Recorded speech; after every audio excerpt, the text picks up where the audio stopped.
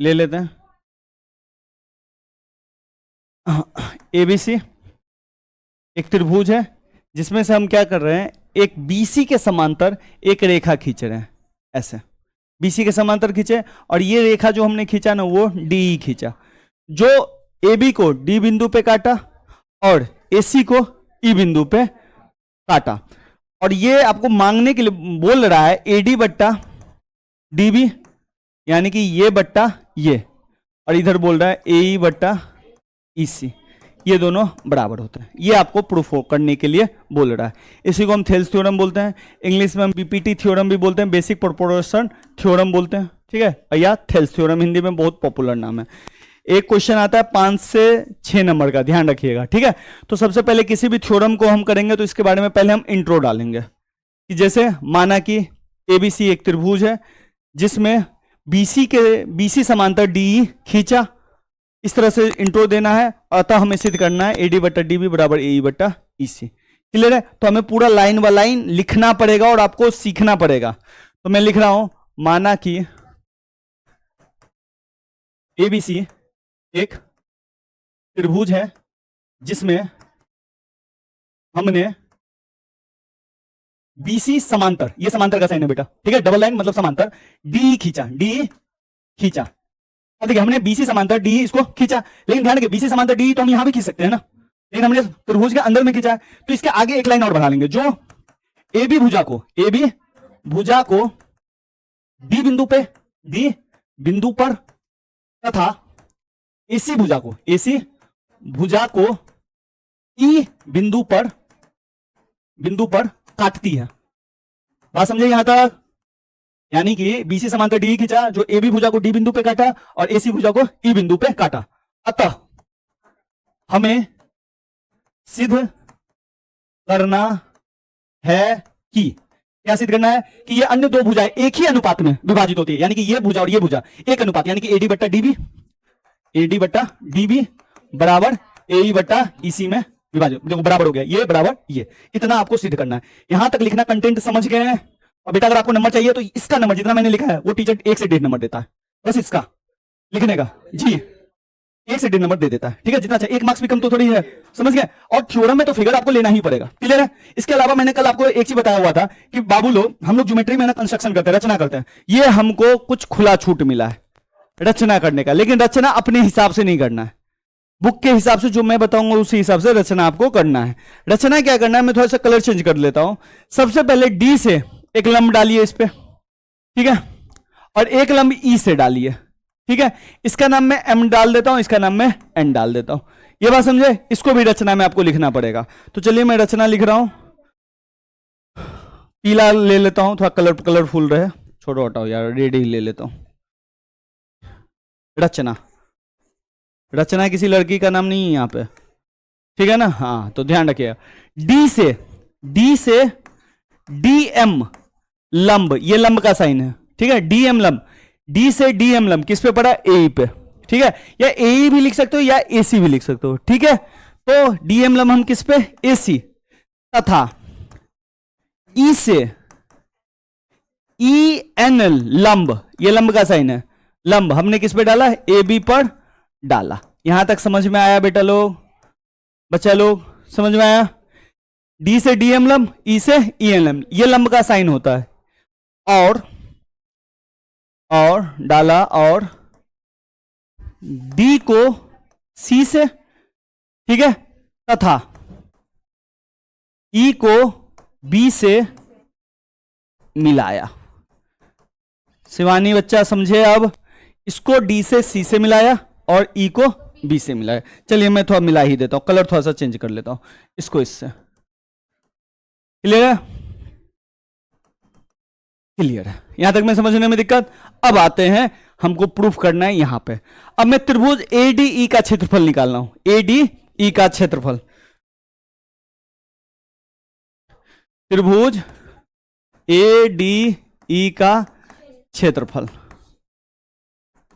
देखिए किसी भी त्रिभुज का क्षेत्रफल आपने 9th क्लास में हेरोन फॉर्मूला से निकाला होगा, लेकिन एक क्षेत्रफल होता है, जब भी लंब दिया रहता है ना तो हम एक फॉर्मूला यूज करते हैं, 1/2 आधार गुने ऊंचाई, ठीक है। तो ये फॉर्मूला कैसे बनता है? जैसे मान लीजिए ये ट्राइंगल है, ठीक है, और इस पे से एक ऊंचाई गिर रही है, ये ऊंचाई है, जो ऊंचाई इस पे गिरी, जिस भुजा पे गिरी वो उसका आधार हो जाता है, जिसको हम बेस बोलते हैं। ठीक है, तो इसका फॉर्मूला होता है 1/2 बेस गुने हाइट।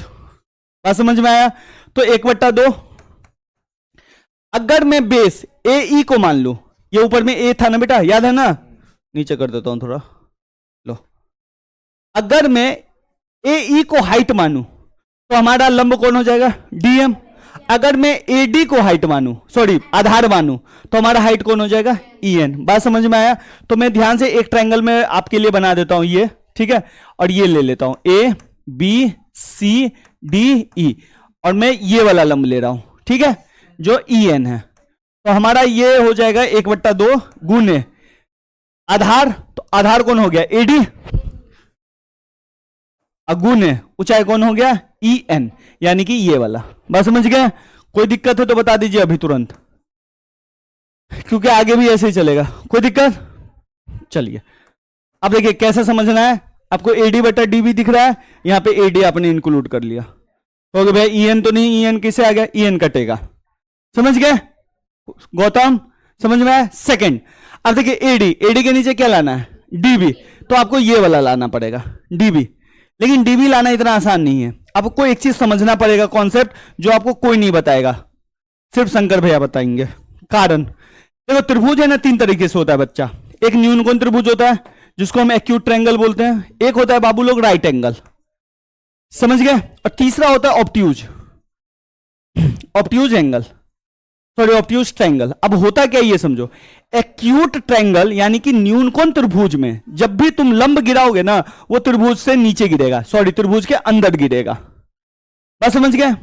बात समझे कि नहीं समझे? न्यूनकोण त्रिभुज में जब भी लंब गिराओगे त्रिभुज के अंदर गिरेगा, समकोण त्रिभुज में गिराओगे तो ये वाला साइडे पे गिरेगा, यही है इसका ऊंचाई। बात समझ गए? बात समझे कि नहीं समझे? समझे? ये इसका बेस हो गया, क्योंकि जिस भुजा पे गिरता है वो बेस। ये किस भुजा पे गिरा, ये इस भुजा पे, ये इसका बेस। लेकिन अधिकोण त्रिभुज में क्या होता है, जो लंब जो गिरता है ना वो त्रिभुज के बाहर गिरता है, यानी कि इसका जो गिरेगा ना कुछ कुछ यहां पे गिरेगा। अगर ये न्यूनकोण त्रिभुज है बाबू लोग, तो इसका लंब कहां गिरेगा, यहां। बात समझे? तो ये जो त्रिभुज है ना आपका बाबू लोग, डी बी ई त्रिभुज, वो त्रिभुज बनता है अधिक कोण।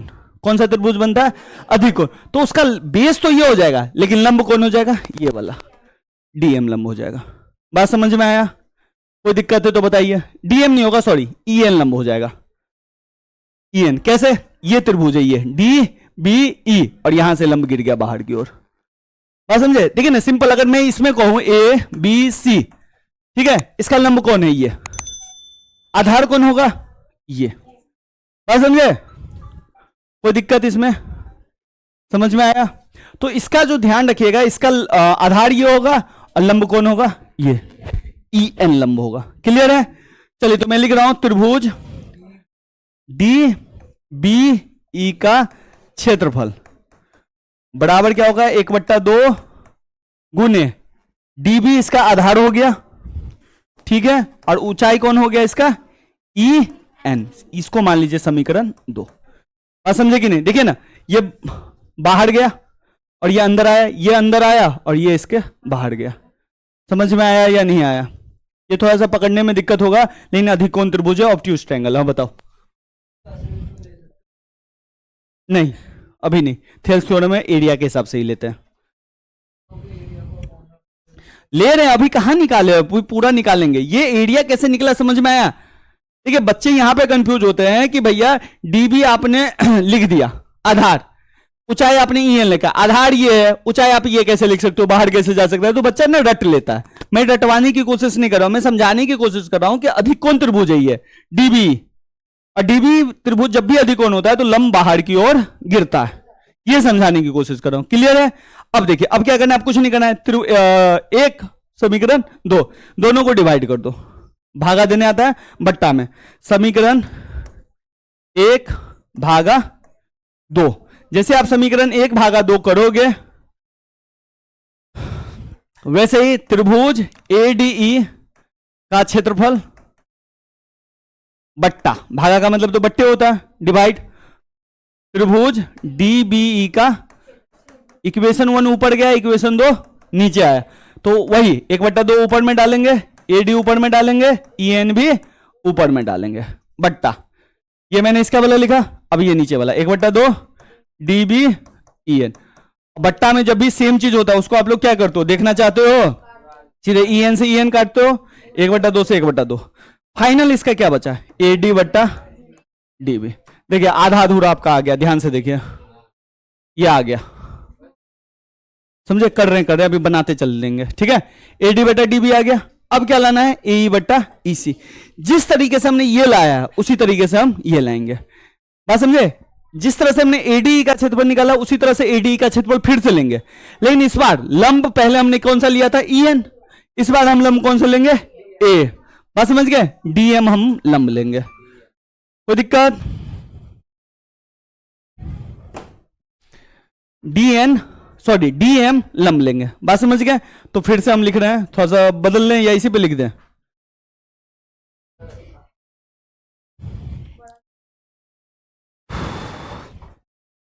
तो त्रिभुज ADE का क्षेत्रफल,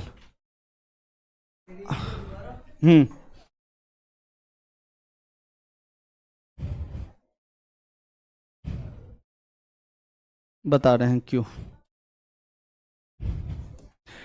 फिगर एक ही बार बनाना है आप लोगों को, ध्यान रखिएगा, ठीक है। ABC, ये क्या था, DE, हमने EN ले चुका है, ठीक है, तो इस बार हम कौन लेंगे, DM, ठीक है।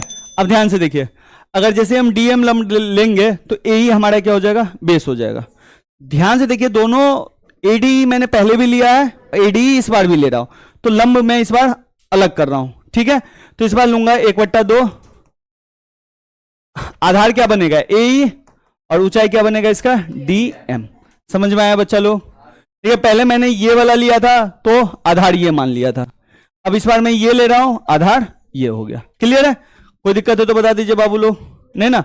अब सेकंड, पहले मैंने ये वाला त्रिभुज लिया हुआ था, ठीक है, अब मैं इधर वाला त्रिभुज ले रहा हूं, समझ गए। तो इस बार ले रहा हूं त्रिभुज DEC, लिख दूं, कोई दिक्कत, DEC का क्षेत्रफल ले रहे हैं ना, DEC का क्षेत्रफल चाहिए ना। ये भी त्रिभुज आपका अधिक कोण त्रिभुज है, ऑब्ट्यूज ट्रायंगल है, तो इसका हाइट हो जाएगा ये और आधार कौन हो जाएगा ये। तो इसका हम लिखेंगे 1/2 आधार EC अगुने DM, क्लियर है। इसको मान लीजिए समीकरण, इसको ले लीजिए समीकरण 3, इसको ले लीजिए समीकरण 4, इसको ले लीजिए समीकरण 5।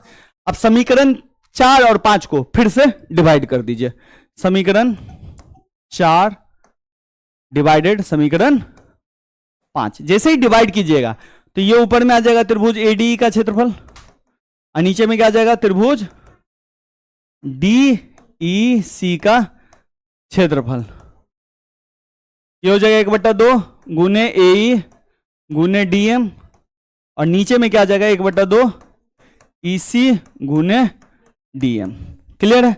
DM से DM कैंसल आउट, 1/2 से 1/2 कैंसल आउट हो गया, इधर बचा क्या, AE बट्टा EC, यही लाना था ना सेकंड पार्ट में, ध्यान से देख लीजिए, AE बट्टा EC, लेकिन AE बट्टा EC, यही आया ना, कुछ गलती लिख दिया मैंने, EC लिख दिया।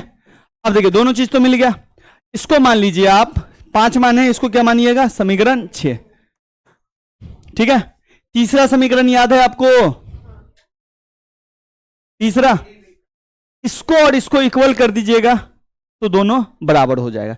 लेकिन एक प्रॉब्लम है, इसको ऐसे समझिए, तीसरा समीकरण अगर मैं A बराबर B मान रहा हूं बच्चा लोग, A बराबर B, और छठा इक्वेशन में B बराबर C मान रहा हूं, तब अगर A भी B के बराबर है और B भी C के बराबर है तो मैं लिख सकता हूं A बराबर C।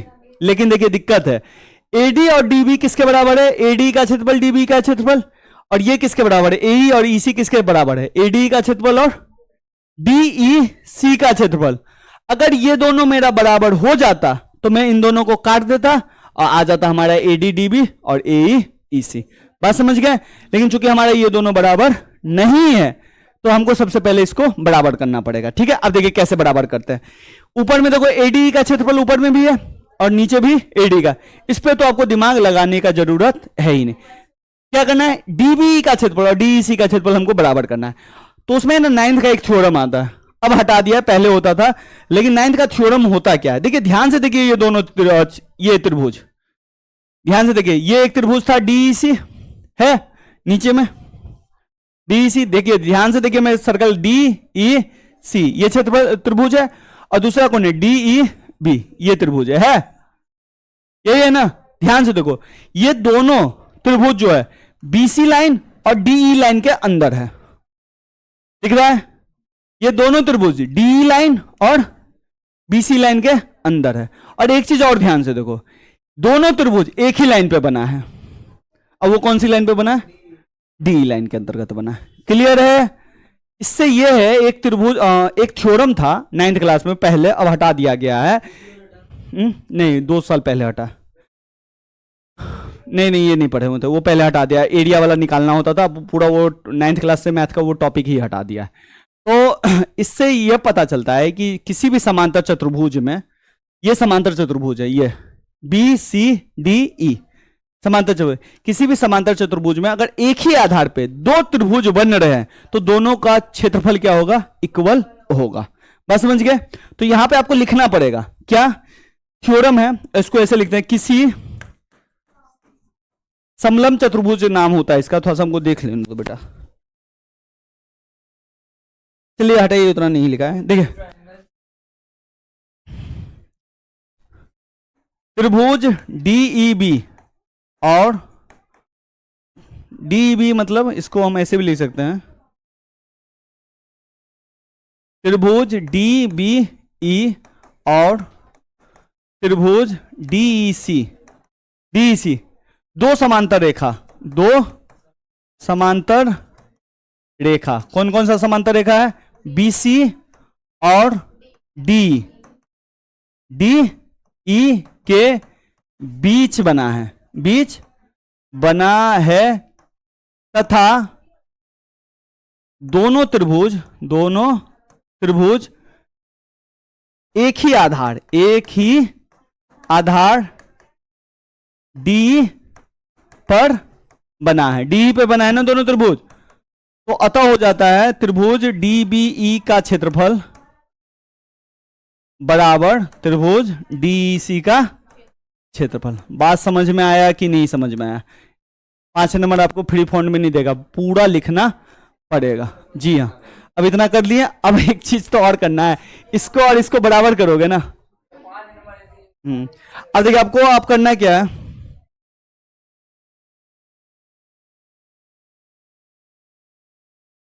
समीकरण 3 याद है आपको,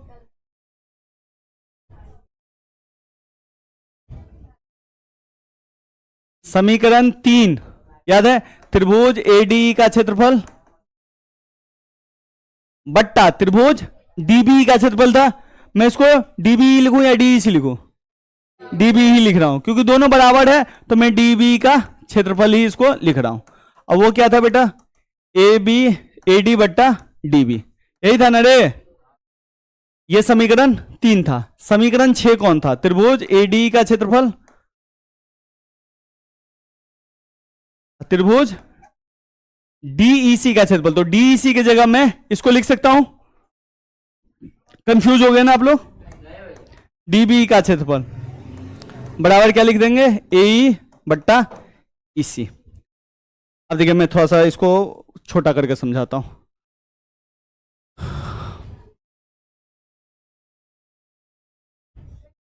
अबे नीचे आना, कभी कभी नीचे ही नहीं आता रहता।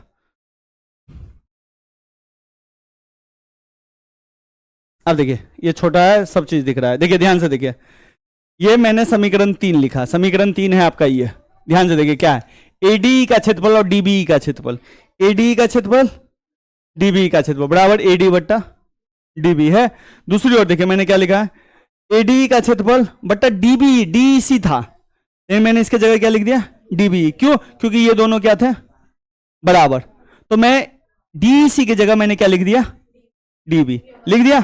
अब ध्यान से देखो, ये और ये बराबर, इसका मतलब हुआ ए बराबर बी और बी बराबर क्या ए बराबर सी, तो दो ए भी बी के बराबर है और ए भी, तो ए कट गया तो इसका मतलब बी बराबर क्या हो जाएंगे सी, तो इसको ऐसे ही करेंगे। तो समीकरण ये कौन था 3 और ये क्या था समीकरण 4, 6 या कौन सा है 6 था ना, समीकरण 6।